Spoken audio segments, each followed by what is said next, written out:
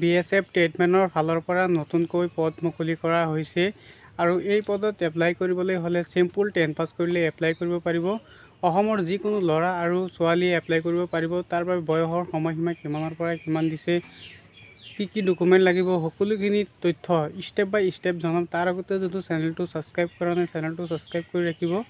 আমি সদায় এইটো চেনেলত ডিফেন্সৰ আৰু অন্যান্য চৰকাৰী চাকৰিৰ ভিডিঅ'সমূহ আপডেট দি থাকোঁ। Details BSF Constable Training Recruitment 2025 Organization Name Border Security Force Apply Last Date 25 तारीख 8 माह 2025 Total Vacancy 3588 Post Name Constable Training Mode of Application Online মাধ্যমত এপ্লাই কৰিব লাগিব। Category Central Government Job তাৰপিছত আছে Job Location All India Official Website নাম হৈছে rectt.bsf.gov.in তাৰপিছত হৈছে ল'ৰাৰ বাবে হাইট 165 চেণ্টিমিটাৰ আৰু চেষ্ট 75 পৰা 80 চেণ্টিমিটাৰ আৰু ছোৱালীৰ বাবে হাইট থাকিব 155 চেণ্টিমিটাৰ আৰু চেষ্ট নহয়।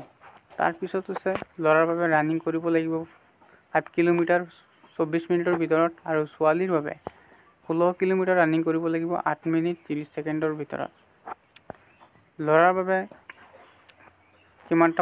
কিমানটা পোষ্ট মুকলি কৰা হৈছে আৰু কোন কোন বিভাগত টেইলাৰ আছে, কাৰ্পেণ্টাৰ আছে, প্লাম্বাৰ আছে, কুক আছে, এইখিনি আপোনালোকে নিজে চেক কৰিব পাৰিব। মই ভিডিঅ' ডিছক্ৰিপশ্যনত লিংক দিয়া আছে, গৈ চেক কৰিব পাৰিব।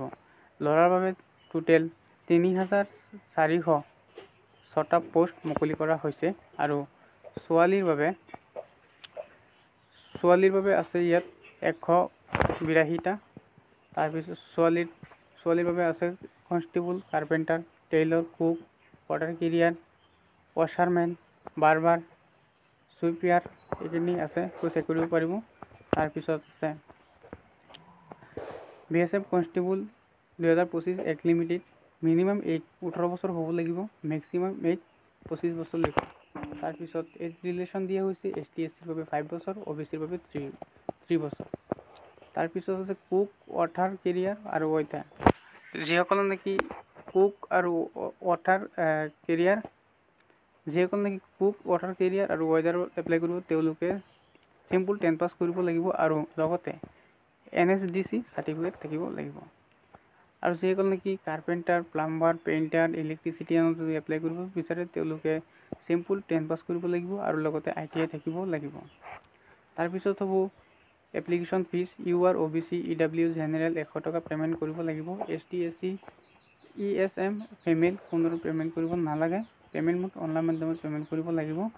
তাৰপিছত আছে চিলেকশ্যন প্ৰচেছ। প্ৰথমে হ'ব ফিজিকেল ষ্টেণ্ডাৰ্ড টেষ্ট PET, তাৰপিছত হ'ব ৰিটেন এক্সাম, তাৰপিছত হ'ব ডকুমেণ্ট ভেৰিফিকেশ্যন, তাৰপিছত হ'ব মেডিকেল এক্সামিনেশ্যন, লাষ্টত ফাইনেল মেৰিট লিষ্ট ওলাব। এপ্লাই কৰাৰ বাবে ভিডিঅ' ডিছক্ৰিপশ্যনত লিংক দিয়া আছে, গৈ এপ্লাই কৰিব পাৰিব। ভিডিঅ'টো আজি ইমানখিনি আছিল। ভিডিঅ'টো সম্পূৰ্ণৰূপে শ্বেয়াৰ কৰি দিব।